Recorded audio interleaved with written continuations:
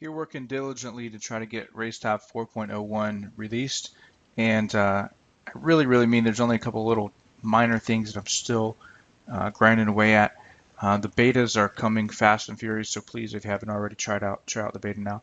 But we had a feature request coming tonight that was too good not to do.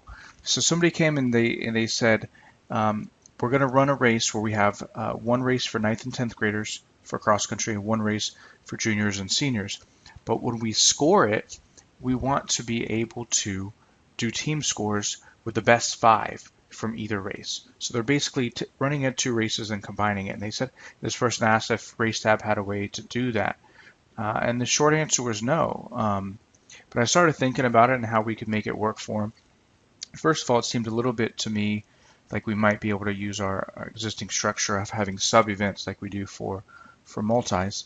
So I thought about that a little bit more, and this whole concept of merged events came to me and seemed like a really good idea, and I really wanted to implement it. And I think it's going to have a lot of uses for us.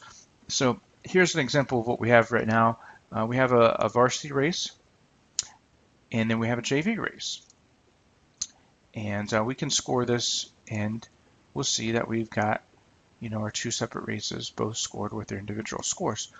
But George Washington over here ran so fast in the JV race that he would be in the top 5. So that got us thinking, I wonder what it would look like if we combine the varsity and JV races. So here's where this new feature comes in. So we're going to add a new event, just like we normally would. And we're going to make this, instead you'll see this looks a little bit different here. We have this thing that says merged race. So we're going to create this merged race, and it says high school boys merged races. We're going to save this. So now we have this new event, and you notice when that event's selected, there's no results because this is kind of a placeholder event. It's not a real event where real stuff goes into it. It's creating a combination.